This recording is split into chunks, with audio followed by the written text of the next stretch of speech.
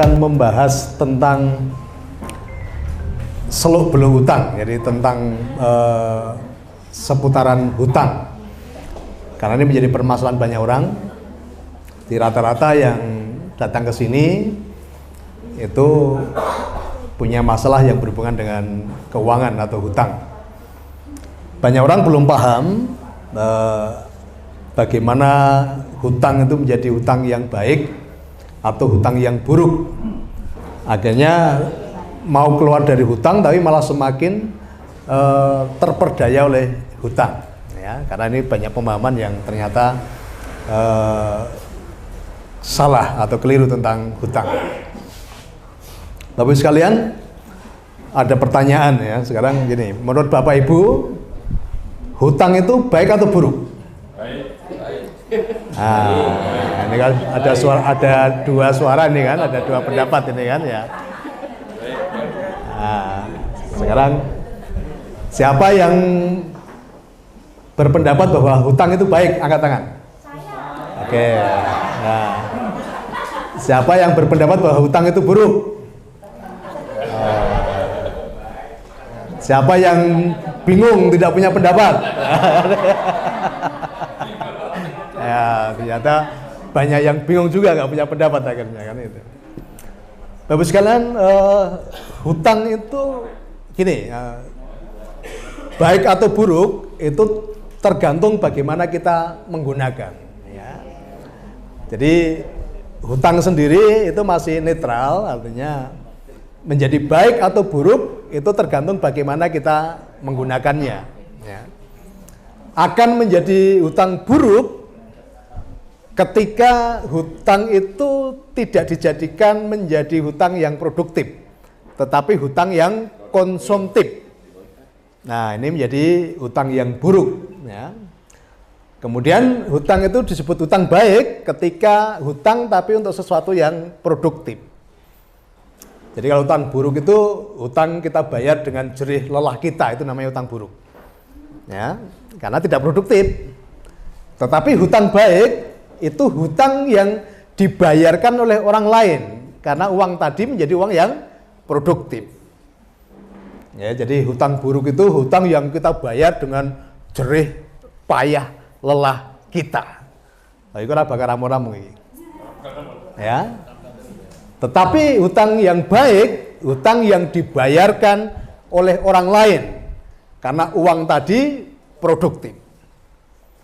Nah, jadi ada hutang baik, ada hutang buruk. Nah, selama kita cek dulu. Selama kita berhutang ini ternyata hutang baik atau hutang buruk. Lah, kebanyakan orang ya itu hutang tetapi tidak dipakai untuk yang produktif, tetapi untuk yang konsumtif. Contoh ya, contoh. Banyak orang berhutang untuk rumah. Rumah itu ketika ditempati, rumahnya produktif enggak? Tidak. Rumahnya tidak produktif. Sementara kita menanggung biaya untuk angsuran setiap bulan. Lah, diambilkan dari mana angsurannya? Diambilkan dari kerja aktif kita, bukan dari penghasilan pasif. Nah, sebenarnya kerja aktif tadi dapatnya uang ketika kita bekerja. Jadi penghasilan aktif itu dapatnya uang ketika kita aktif bekerja. Tetapi kalau kita nggak bekerja, nggak ada penghasilan. Sementara sudah menanggung hutang. Yes, paham ya? Nah, banyak orang itu tadi hutang dipakai untuk sesuatu yang tidak produktif, kemudian ngangsurnya dari pekerjaan aktif kita. Nah, ini berisiko besar. Karena pekerjaan aktif itu ini masih banyak kendala, masih banyak resiko yang terjadi. Maka di masa pandemi yang jadi karyawan udah terlanjur punya hutang, sementara perusahaannya tutup, akhirnya dia keluar dari perusahaan, PHK, nggak punya penghasilan. Sementara hutangnya masih banyak. Lah, banyak orang mengandalkan pekerjaan aktifnya tadi untuk sesuatu yang belum pasti.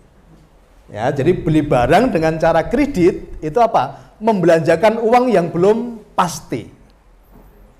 Karena mengandalkan dari penghasilan aktifnya. Contoh lagi ya.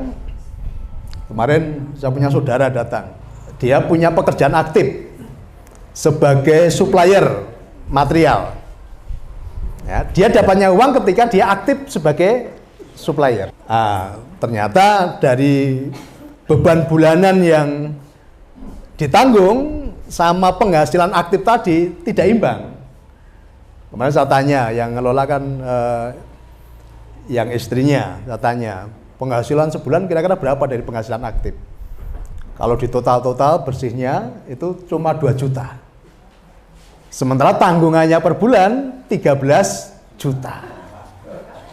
Wes. Tekor ya, tekor. Nah, jadi banyak orang tadi ya utang tapi untuk sesuatu yang konsumtif. Makanya di sini saya ajarkan ya, tunda dulu kenyamanan sesaat untuk nyaman selamanya. Jadi berhutanglah tapi untuk sesuatu yang produktif sih. Nanti udah produktif ya, dari hasilnya tadi baru kita pakai untuk apapun yang kita inginkan. Oke, saya melakukan ini, saya mengajar, saya melakukan. Saya dulu sebelum punya penghasilan pasif, saya belum berani ganti mobil, Bos sekalian. Ya, saya belum berani ganti mobil. Bahkan kalau waktu itu saya ganti mobil tuh karena Rendra aja sebetulnya. Ya, bukan karena saya tadi saya selalu pengen yang produktif dulu, uang itu produktif dulu. Tapi kalau Rendra, Pak Bos, Pajero itu enak loh kan itu ya. Ya, karena dia yang nyopir ya. Jadi nah, saya aku yang berikan turu, jadi mobil enak apa rata rasanya kan gitu. Ya, tapi saya ngukur dulu dari penghasilan pasif saya. Nah, saya pernah cerita ya, tahun 2018 itu saya udah punya Pajero waktu itu, dipakai kecelakaan ya sama salah satu pengurus saya. Waktu itu saya sudah dapat ganti dari asuransi, Bapak sekalian ya. Jadi dapat ganti dari asuransi. Ini kan uang bebas ini. Ya, kalau saya mau beli Pajero lagi bisa waktu itu. Pajero kecelakaan 75% hancur, dapat ganti asuransi. Saya mau langsung beli Pajero sangat bisa. Tetapi saya punya prinsip, uang harus produktif dulu. Ya, yang selalu saya ajarkan apa? Ketika kita terima uang, anggaplah uang itu seperti angsa. Jangan langsung disembelih. Angsa itu harus diternakkan dulu. Nanti telurnya baru yang kita pakai untuk beli macam-macam tadi. Nah, saya punya prinsip tadi, tunda dulu kenyamanan sesaat untuk nyaman selamanya. Nah, dari uang ganti asuransi tadi ya, jadikan produktif dulu ya, saya jadikan produktif dulu. Saya menahan diri tidak naik Pajero selama kurang lebih 1,5 tahun. Nah, baru setelah telurnya tadi bisa saya pakai untuk beli Pajero, baru saya beli Pajero yang warna putih yang sekarang dipakai oleh Embun Pagi ya. Itu telurnya itu. Angsanya masih ya, angsanya sekarang udah jadi apa? Jadi yang hitam itu. Ada yang jadi tanah telurnya kan itu. Angsanya masih sampai sekarang. Angsanya masih. Nah, nanti bisa bertelur macam-macam nanti ya. Mungkin tanah lagi atau apa kan itu. Nah, jadi banyak orang tidak tahan tadi ya, tunda dulu kenyamanan sesaat untuk nyaman selamanya. Lah waktu itu ketika saya dari Pajero, kemudian saya naik mobil kecil, banyak orang komen waktu itu, Bos, ora pantes lho Bos, baru naik mobil gede kok mobil cilik kan itu. Nah, saya ngomong ora pantes kan lambemu aku. Aku sing numpawe nyaman lah kan itu kan. Nah, seringkali ini kita terpancing dengan apa kata orang kan gitu. Ya, waktu banyak yang komen ketika saya naik mobil kecil. Ya bahkan waktu saya Pak Marno tahu ya, kamu punya mobil kecil yang sport itu, yang potongannya sport itu ya, yang tak kasihkan Pak Suroso waktu itu. Ketika dinaiki Pak Suroso, kan mobilnya tuh, bagus sekalian ya, mobilnya tuh mobilnya anak muda. Nah, di baik Pak Suroso Wonogiri waktu belum punya mobil. Ketika Pak Suroso turun ada yang ngomong gini, "Oh, mobilnya muda yang naik tua," gitu. Karena mobil anak muda memang gitu. Nah, kita yang turun tua banyak yang ngomong, "Oh, mobilnya muda tapi yang naik tua," katanya gitu. Nah, jadi prinsip-prinsip tadi nanti penting ya. Jadi kenali dulu hutang kita ini hutang produktif atau hutang konsumtif, hutang baik atau hutang buruk. Oke, yang pertama tadi. Kemudian yang kedua, ya, banyak orang selalu mengatakan begini, tidak berani hutang atau takut hutang. Ya, banyak ya. Siapa yang takut hutang? Angkat tangan. Takut hutang ya dulu. Bapak Ibu, saya mau kasih tahu bahwa hutang itu kalau menjadi hutang produktif itu bisa meningkatkan derajat kita. Ya, bisa meningkatkan kelas kita selama hutang itu menjadi hutang produktif. Dan banyak pengusaha-pengusaha besar itu justru hutangnya juga besar. Tapi hutang yang membawa kehidupan menjadi lebih baik. Nah, maka sekarang kita harus rubah dulu bahwa hutang itu tidak menakutkan. Kalau kita takut hutang berarti takut mengalami lompatan dalam kehidupan. Ya, ingat-ingat ya, banyak pengusaha besar ya, orang-orang sukses itu justru dia hutang tapi hutang yang produktif. Dipakai untuk punya nilai daya ungkit ya. Untuk kehidupannya menjadi semakin baik. Karena apa, Bapak Ibu? Kalau kita hutang artinya apa? Kita ini menjadi orang yang dipercaya. Kita ini menjadi orang baik. Yang dikasih hutang itu orang baik atau orang enggak? Orang baik kan? Dipercaya enggak? Dipercaya. Jadi sekarang mulai damai dulu dengan hutang. Oh, aku dipercaya ternyata. Aku ini orang yang dipercaya. Aku ini orang baik. Nah, ini dulu ya mindsetnya. Bahwa ternyata orang-orang yang punya hutang itu orang-orang yang dipercaya. Maka jagalah kepercayaan itu. Ya, dengan bijaksana dalam pengelolaan keuangan.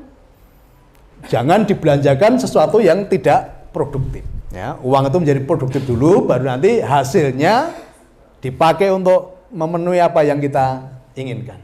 Ya, disadari dulu bahwa orang-orang yang punya hutang adalah orang-orang baik dan orang-orang yang dipercaya. Maka jagalah kebaikan itu, jagalah kepercayaan itu. Tetapi kalau kita takut untuk berhutang tadi, berarti kita takut untuk mengalami lompatan-lompatan dalam kehidupan kita. Kita takut untuk mendapat kepercayaan dari orang lain. Kalau saya sering guyon dulu kan banyak orang datang, Pak, saya itu takut hutang, Pak, gitu kan. Nah, saya ngomong, takut hutang apa takut bayar? Nah, ini Pak, takut bayar ya Pak, gitu kan. Nah, ternyata orang mau dihutang ya mau dibayar ya kan gitu. Nah, selama kita bisa mengelola uang dengan baik, ya, menjadi hutang yang produktif, punya daya ungkit untuk kita menjadi punya level yang lebih tinggi. Walaupun lebih bagus kalau tidak punya hutang tapi kehidupannya menjadi naik kan gitu. Tapi hutang boleh selama itu menjadi daya ungkit untuk kita menjadi lebih dahsyat kan gitu.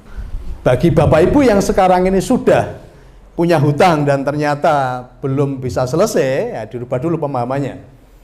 Tadi Bapak Ibu kan menjadi orang baik tadi, dipercaya bank ngasih uang ke mempercayai Ibu, bank orang baik atau enggak? Orang baik. Nah, maka sekarang dirubah bahwa hutang itu adalah sebuah kebaikan. Ya, hutang adalah sebuah kebaikan. Karena orang yang mempercayakan uangnya kepada Bapak Ibu itu adalah orang baik. Maka sekarang berdamai dulu dengan hutang ya. Oh, aku menerima banyak kebaikan. Aku ya jadi hutang diganti dengan kebaikan. Karena waktu itu bank memandang kita orang baik. Dan ketika bank memberi uang kita, berarti bank pun menjadi bank adalah orang baik yang memberi uang ke kita. Maka sekarang kita berdamai dengan hutang tadi, ya, bahwa hutang itu adalah kebaikan. Kita ganti kata hutang menjadi kata kebaikan. Maka jangan ngomong, waduh Pak, utangku abot Pak, orang rampung-rampung, jangan gitu ya. Nanti gak rampung-rampung tenan nanti. Tadi saya mulai katakan, Pak, kebaikan-kebaikan saya masih banyak Pak. Tetapi saya punya kerinduan untuk membalas kebaikan-kebaikan tadi. Dengan cara yang cepat, mudah, sederhana, dan ajaib. Nah, selama ini banyak orang fokusnya kepada hutang. Ada satu hukum, Bapak sekalian, apapun yang kita fokuskan, itu akan membesar. Ya, apapun yang kita fokuskan, itu energinya akan membesar. Nah, selama ini banyak orang ketika terjebak dalam hutang, dia fokusnya ini berpikir tentang hutang yang banyak. Makanya hutangnya malah semakin tambah banyak. Ya, banyak orang salah fokus ternyata. Oke, jadi apapun yang kita fokuskan, itu energinya akan semakin membesar. Maka ketika Bapak Ibu yang mengalami tadi hutang yang tidak produktif dan bermasalah, maka jangan fokus ke hutang. Fokusnya dirubah kemana? Tahu nggak cara merubah fokus? Yang dimasukkan dalam pikiran apa? Supaya hutangnya selesai. Pertama tadi kebaikan-kebaikan. Yang kedua, fokuslah kepada kelimpahan. Jadi yang dipikirkan di sini adalah tentang kelimpahan. Kira-kira udah kelimpahan, hutangnya selesai nggak? Selesai. Ya, sekarang merubah fokus sekarang. Yang selalu dipikirkan adalah tentang kelimpahan. Dan pertanyaannya begini ke semesta, bagaimana caranya aku berkelimpahan? Nah, selama ini pertanyaan salah, bagaimana caranya aku bisa selesai hutang? Bayar hutang kan? Yang muncul apa? Hutang.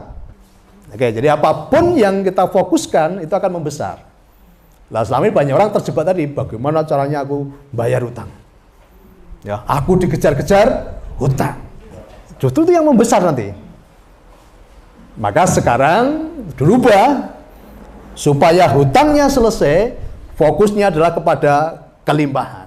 Dan selalu pertanyaannya, bagaimana caranya aku berkelimpahan? Jangan mengapa, banyak orang pertanyaan sering mengapa aku punya hutang banyak.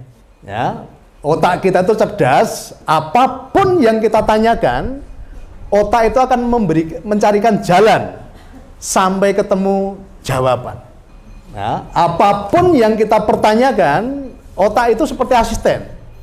Dia akan mencarikan jalan sampai ketemu jawaban.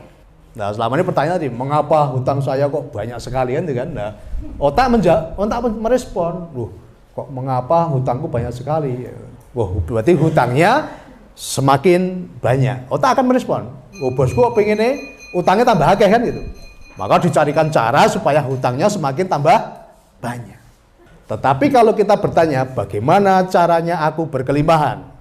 Otak akan merespon, bosku kok pengen berkelimpahan kan itu. Maka dia akan mencarikan jalan sampai ketemu jawaban. Jadi ini seni bertanya ini penting ini. Seringkali banyak orang pertanyaannya pasti dengan kata mengapa. Mengapa hidupku susah? Mengapa pasanganku menyakiti? Mengapa dibilangi susah? Mengapa tidak nurut? Kan itu kan? Nah, pertanyaan yang bagus adalah bagaimana caranya? Karena otak tadi seperti asisten, dia akan mencarikan jalan. Maka saya selalu menyampaikan pertanyaan kepada otak saya, bagaimana caranya saya bisa memberi jawaban atas permasalahan banyak orang yang dibawa datang kepada saya. Ya, jadi bagaimana caranya? Apapun yang Bapak Ibu inginkan tadi, kasih pertanyaan ke otak, bagaimana caranya saya memiliki, bagaimana caranya saya mendapat, bagaimana caranya saya mengalami, gitu ya. Itu akan memberikan perintah kepada otak kita. Jadi otak kita itu seperti asisten yang cerdas, dia akan mencari jalan sampai ketemu jawaban. Tak kasih contoh. Pak Sardi, istrinya siapa namanya? Sri Rezeki. Ya. Karena Pak Sardi waktu itu memberi pertanyaan pada otaknya, bagaimana caranya saya mendapat Sri Rezeki? Ya enggak? Ya loh?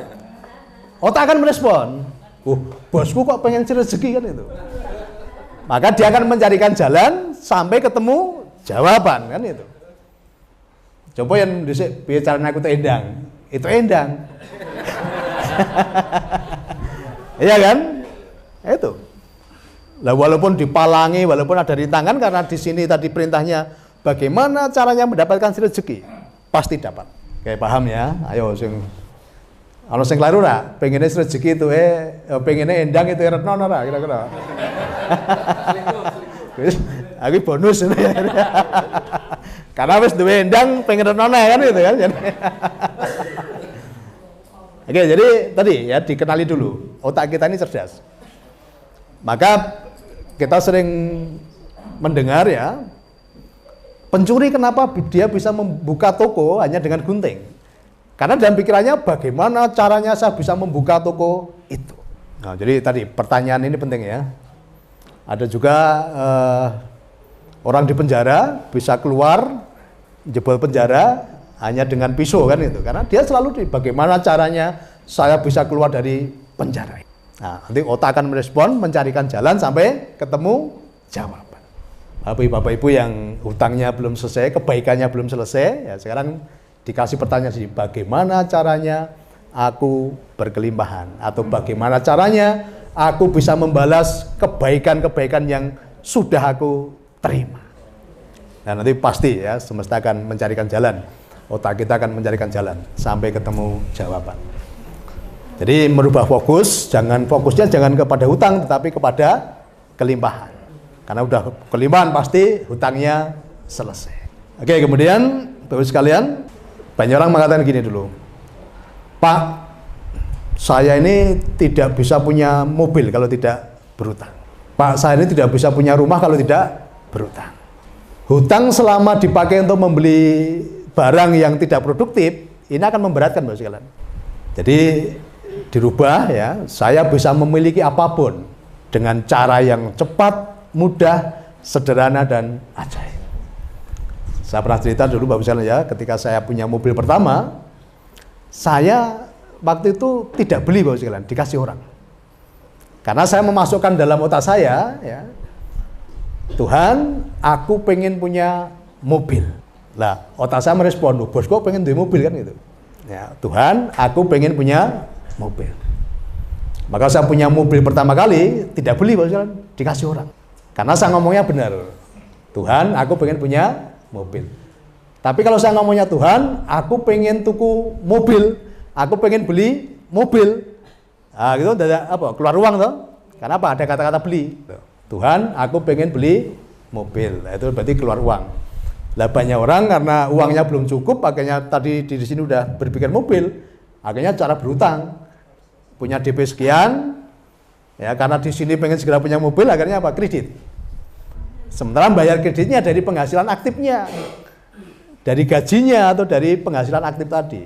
Nah, ketika dari penghasilan aktifnya tadi bermasalah, akhirnya mengalami masalah di dalam utangnya atau kebaikan-kebaikannya kan gitu. Nah, untuk pengen sesuatu ya itu harus benar cara memberikan sugesti atau perintah kepada otak. Ya. Bagaimana caranya aku memiliki mobil? Nah, saya banyak orang bagaimana caranya aku bisa membeli mobil gitu kan? Nah, jadi dibedakan ya. Kalau bagaimana caranya aku bisa memiliki mobil, bagaimana caranya aku bisa memiliki rumah, kan tidak harus beli Bapak sekalian. Benar nggak? Siapa ngerti di Moroto Sugih ya, DKI kan itu kan ya. Nah, saya justru yang memberi mobil saya waktu itu ya dari orang lain ya, dari bos saya. Nah, jadi kembali tadi ya, otak kita tuh cerdas, dia akan memberikan jalan, mencarikan jalan sampai ketemu jawaban untuk apapun yang kita inginkan. Contoh ya, basukan lagi ya. Jadi tahun 2014 ya, mungkin sebagian sudah tak bukakan di handphone saya. Saya punya tabloid waktu itu, saya buat tabloid. Kemudian saya kasih tagline-nya ya, tagline-nya tabloid saya itu adalah panduan kaya mendadak. Edisi perdana tahun berapa itu? Edisi perdana tahun 2014. Ya, April 2014. Ya. Nama tabloidnya apa? Prioritas. Dengan tagline tabloid prioritas. Tagline-nya apa? Panduan kaya mendadak. Ya. Panduan kaya mendadak. Ini tahun 2014. Ya, saya sudah membuat semacam apa nih? Primbon ya. Primbon. Tabloid ya, tabloid. Panduan kaya mendadak. Nah, maka sekarang ini kalau banyak orang yang sudah kaya bersama kita, karena apa? Saya sudah membuat tabloidnya yang panduan kaya mendadak. Jadi bukan sesuatu yang instan dan tiba-tiba. Ya, ini sudah saya masukkan ke dalam program otak saya tahun 2014. Dan waktu itu banyak orang mencemooh saya.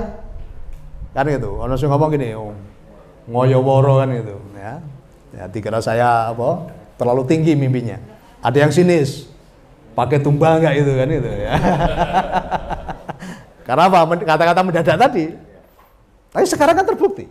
Orang yang kita dampingi 1 tahun kaya banyak, ya. Yang 2 tahun apalagi. Kalau yang sudah 6 tahun, ya, udah kayanya luar biasa. Oke, ini tuyul ora sanggup iki. Tuyul angkat tangan nih ya. Tuyulnya Ron angkat tangan ini. Setahun beli mobil berapa Ron kamu Ron? Nah, kemarin udah beli rumah lagi kan itu. Ini tonggone Ron itu ya pada bingung gitu loh. Kena tuyul kursi kita orang mampu gitu kan. Katanya tuyul butuh hijau barang gitu kan itu ya. Nah, jadi apapun yang kita inginkan itu bisa kita cipta dulu dalam pikiran kita gitu loh. Tapi dengan pertanyaan yang benar tadi. Maka saya berani katakan ya, bagaimana bisa memberi jawaban atas permasalahan banyak orang. Terus bagaimana cara memandu banyak orang menjadi kaya kan gitu. Nah, maka Tuhan kasih apa? Kasih banyak cara. Ya, sampai sekarang kita sudah punya 35 perusahaan, bahkan sudah nambah 1 lagi. Saya kemarin baru tanda tangan. Oh, nambah 2 lagi ya. Mungkin udah 37 38 ini ya, mungkin. Gitu. Ini apa? Pintu-pintu rezeki yang dibukakan. Karena apa? Karena saya sudah memberikan ini perintah ke otak saya tadi. Ya, bagaimana cara membimbing banyak orang untuk menjadi kaya. Otomatis pintu-pintu rezekinya kan diperbanyak, kan gitu, diperlebar. Nah, ini bukti bahwa tadi ya, otak kita itu cerdas tadi. Apapun yang kita perintahkan, dia akan mencarikan jalan sampai ketemu jawaban. Nah, kalau tahu ilmu ini berarti sekarang mulai memberikan perintah yang positif. Mulai hati-hati dalam memberikan perintah. Tapi bagaimana caranya saya berkelimpahan? Bagaimana caranya saya bisa membalas kebaikan-kebaikan tadi? Nah, nanti semesta ya, otak merespon, bekerja sama dengan semesta yang disebut dengan talis takung, alam semesta kan mendukung. Nah, jadi di otak kita itu seperti apa ini? Servernya, ini pemancarnya. Nah, dipancarkan ke semesta, nanti semesta akan merangkai, merespon tadi, kemudian dicarikan jalannya. Kita nggak usah mikir jalannya. Nah, selama ini kesalahan banyak orang datang ke sini dengan segala permasalahannya, tapi sudah menyiapkan jawaban buat sekalian.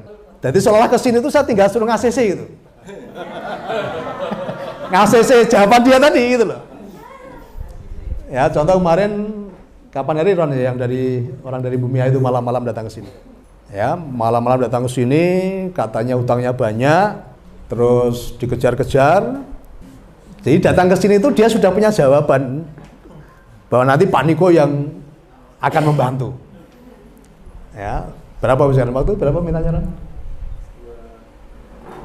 Enggak, 300-an juta. Ya, 300 juta. Jadi kenal saja belum, datang dan saya suruh minjami 300 juta. Jadi dia datang ke sini sudah menyiapkan jawaban. Pokoknya saya ketemu Pak Niko ya kasih uang 300 juta. Jadi lah kalau kamu udah menyiapkan jawaban itu nggak usah ke sini, saya bilang itu nggak saya ACC lah gitu. Jadi nah, baru datang malam itu juga. Ya, kemudian tadi mau pinjam uang 300 juta gitu kan. Saya ngomong tak dampingi. Padahal sebenarnya masalahnya kalau seperti yang diceritakan itu nggak perlu uang. Tapi ketika saya kasih nasihat, karena di sini tadi udah nyiapkan jawaban, mental semua. Padahal masalahnya sepele sebetulnya. Dia punya hutang, katanya udah bayar separuh lebih. Dan malam itu kebetulan ada pengacara. Saya bilang kalau kamu memang udah bayar separuh lebih, kalau kamu nggak berani menghadapi, ini kebetulan malam ini ada pengacara, saya bilang itu. Silakan kamu buat surat kuasa, biar nanti pengacara yang menghadapi orang-orang yang tadi menagih kamu. Selama kamu memang beretikat baik untuk bayar kan begitu. Dia bilang, Pak, saya itu sudah dijanjikan bank minggu depan tuh cair. Kan gampang. Nunggu minggu depan, kalau dia nggak berani ngadepi yang lagi kan pakai pengacara, nanti dia biar yang ngadepi. Tetap nggak mau sekalian. Jadi pikirannya harus tadi 300 juta tadi.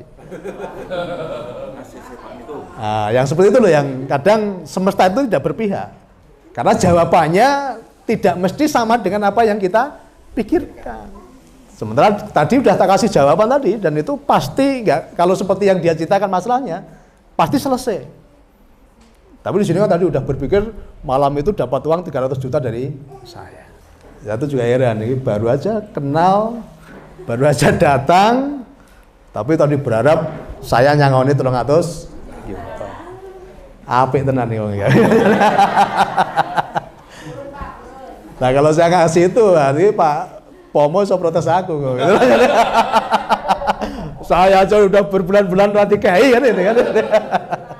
Tapi udah berkelimpahan lah ya. Nah, kan.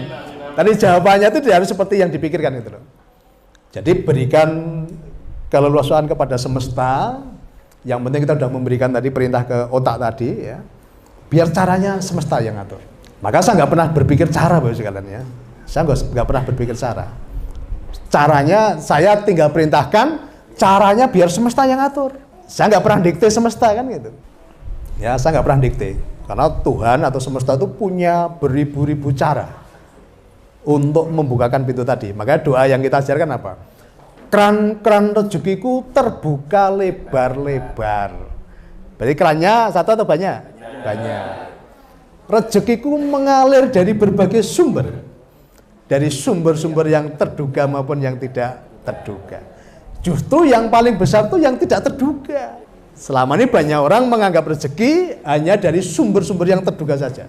Ingat-ingat ya, semua yang terduga itu pasti terbatas. Semua yang terduga pasti terbatas. Gaji terduga nggak? Terduga. Terbatas nggak? Terbatas.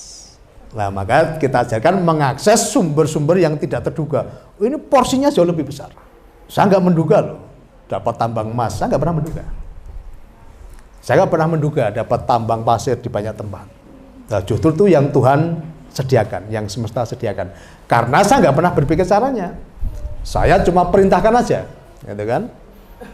Bagaimana caranya aku menjadi kaya? Bagaimana caranya aku bermanfaat bagi banyak orang?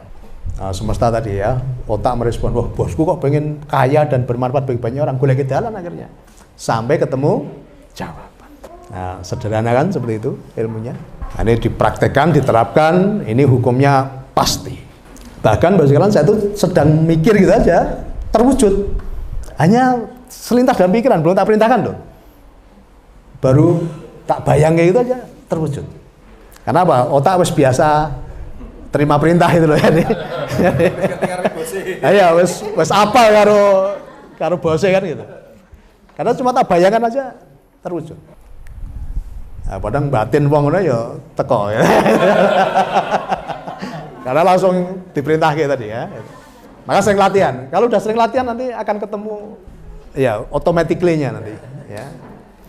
Jadi akan lebih cepat, koneksinya lebih cepat ya. Jadi nggak lemot, koneksinya lebih cepat. Sering latihan kan itu. Lah, jadi otak kita ini sangat cerdas. Makanya kenapa taruh di atas ya? Karena otak kita ini berharga ini. Ini sumber. Ini sumber dari kekayaan, kelimpahan. Jadi orang-orang kaya, orang-orang sukses itu dimulai dari apa? Ide. Ya, dari ide tadi. Ide-ide kreatif. Nah, makanya sering-sering ya dipakai. Maka otak itu di atas ya, dan dikasih helm tuh, dilindungi tuh ya. Kan helm nggak taruh di pantat tuh di sini tuh. Berarti apa? Ini berharga ini berharga, tidak ternilai ya, otak kita itu tidak ternilai ya, maka sering dipakai, sering dikasih sugesti, dikasih perintah supaya mereka bekerja, otak ini bekerja. Nah seringkali kita nggak memberi perintah, kalau memberi perintah pun salah tadi ya, kalau memberi perintah salah kan itu. Oke, kita kasih contoh lagi ya, bahwa otak ini sumber uang yang sangat luar biasa. Mbak Sawat ini? Kuria ya, Mbak Kuria ya. Mbak, misalnya tak kasih pajero saya, tapi bayaran 200 juta sampai besok, bisa nggak kira-kira? Bisa Pak. Nah, bisa? Bisa nggak kira-kira? Sampai besok dah loh. Bisa nggak? 200 juta sampai besok? Bisa. Piye carane? Nggak tahu. ID saya kok. Jual apa? ID saya. ID apa? Saya menjual produk saya. Besok 4.000 volume poin. Nah, ini kan berarti belum cerdas. Ya kan? Pajero harganya berapa? 600. Anggaplah 500 gitu aja. Kan tadi langsung bayar 200. Kira-kira ada Pajero 200 payu gak? Cepet gak? Lah iya. Lah kok pikiranmu dadak neng ndi mau? Akhirnya jadi rasido aku kan gitu kan. Padahal Pak yakin Pak bisa Pak takon gue uang kan gitu. Ayo pada sakit toh? Jual separuh. Ah betul loh, jangan cerdas loh. Nah ini loh, kadang iya kan, kita terlalu rumit. Kan tadi saya ngomong bayaran 200 sampai besok, kan sampai besok. Masa neng dealer, kan dealer saya buka ini.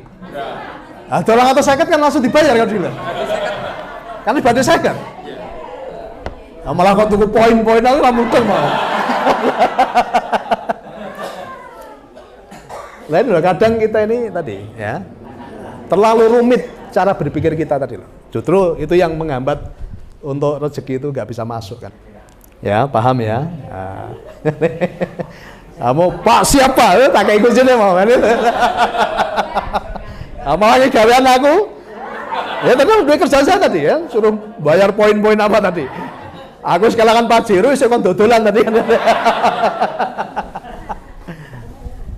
Nah, jadi ide itu sumber uang.